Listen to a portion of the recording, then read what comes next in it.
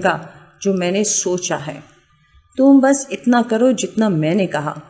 وہ چاروں لڑکیاں مل کر آگے کی پلاننگ کرنے لگی اور ادھر میں آنٹی کو اپنے پیچھے بٹھائے بائک پر گھوم رہا تھا۔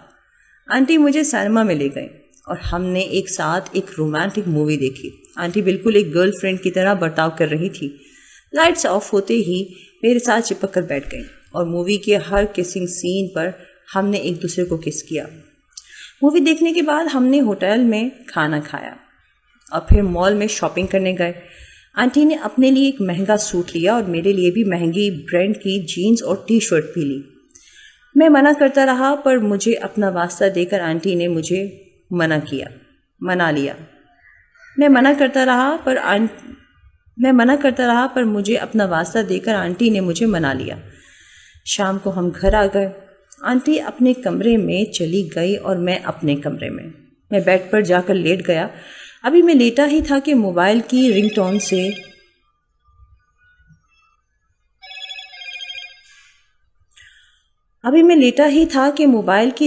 سے میں پھر اٹھ گیا۔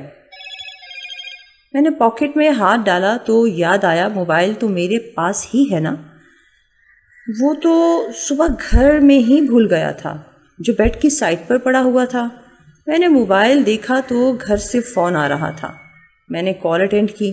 شیرو: ہیلو مائرہ مامی، شہر جا کر لگتا ہے تو مجھے بھول گیا اور ایک بار بھی میرا حال جاننا تجھے ضروری نہیں لگا۔ شیرو: سوری، پہلے یہ بتاؤ آپ کیسی ہو؟ مائرہ مامی: کوئی شوہر ایسے بات کرتا ہے اپنی بیوی سے؟ تم تو بڑے بے وفا ہو۔ تمہاری بیوی تمہارے بچے کی ماں بننے والی ہے اور تم اس کے پاس بیٹھنا تو دور اس کا حال بھی نہیں پوچھتے۔ شیرو: لگتا ہے میری جان اس وقت اکیلی ہے۔ کاش میں اس وقت تمہارے پاس ہوتا تو تمہیں جی بھر کر پیار کرتا۔ مائرہ مامی: باتیں مت بناؤ، تم اچھی طرح جانتے ہو اس حالت میں ہم پیار نہیں کر سکتے۔ ہاں مگر کوئی اور ہے جسے تم پیار کر سکتے ہو اور وہ تمہیں بہت یاد کر رہی ہے، لو بات کرو۔ دیبا مامی: ہیلو، کیا تمہیں میری یاد نہیں آتی؟ اتنے دنوں سے ایک بار بھی فون نہیں کیا۔ شیرو: ایسی بات نہیں ہے، میں ہر پل سب کو یاد کرتا رہتا ہوں، مگر کیا کروں، آپ تو جانتی ہیں میں کیا منہ لے کر گھر آؤں۔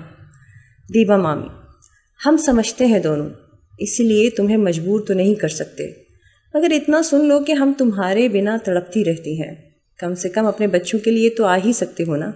شیرو: آپ فکر مت کرو، جب وقت آئے گا میں آپ کے پاس ہی ہوں گا۔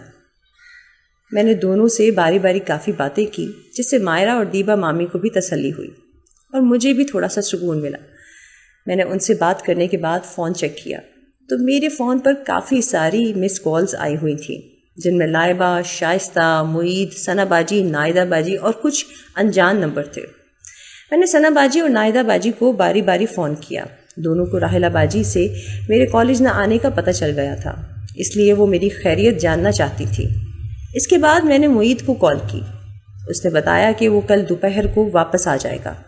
پھر میں نے شائستہ کو فون کیا مگر اس نے اٹھایا نہیں اور لائبہ کو میں نے کال نہیں کی۔ کالز چیک کرنے کے بعد میں نے میسیجز چیک کیے تو انہی سب کے تھے۔ میں سب کے میسیجز چیک کرنے لگا۔ لائبہ اور شائستہ دونوں نے میرے کالج نہ آنے کے بارے میں ہی پوچھا تھا۔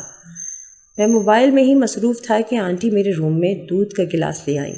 آنٹی: کیا ہو رہا ہے؟ شیرو: کچھ نہیں، کالز چیک کر رہا تھا، آج موبائل یہیں بھول گیا تھا۔ آنٹی: تو اچھا ہی ہوا نا، کسی نے ڈسٹرب نہیں کیا۔ ویسے آج تو تمہاری پریکٹس سے چھٹی ہو گئی میری وجہ سے۔ شیرو: کوئی بات نہیں، اپنی گرل فرینڈ کے لیے کیا اتنا بھی نہیں کر سکتا؟ میری بات سے آنٹی خوش ہو گئیں۔ آنٹی میرے پاس اپنے کپڑے چینج کرنے کے بعد آئی تھیں اور فریش لگ رہی تھی۔ آنٹی نے اس وقت ٹی شرٹ اور ٹراؤزر پہنا ہوا تھا جس میں ان کے سنگترے اپنا صحیح سختی بتا رہے تھے۔ آنٹی نے دودھ کا گلاس میرے آگے کیا۔ آنٹی: لو دودھ پی لو۔ شیرو: مجھے تو تازہ دودھ چاہیے۔ میں آنٹی کے سنگتروں کی طرف دیکھ رہا تھا۔ آنٹی میرا مطلب سمجھ گئی اور شرما گئی۔ آنٹی: تازہ دودھ تو اب نہیں آتا، پھر بھی کوشش کرنا چاہو تو کر لو۔ میں نے آنٹی کے ہاتھ سے دودھ کا گلاس پکڑا اور ایک جھٹکے میں ہی گلاس خالی کر کے سائڈ پر رکھ دیا اور آنٹی کے سنگترے دونوں ہاتھوں میں پکڑ کر مسلنے لگا۔ آنٹی اوئی آہستہ کرو، درد ہوتا ہے۔ شیرو آہستہ کیسے کروں؟ ابھی تک آپ کے یہ رسیلے سنگترے اتنے ٹھوس ہیں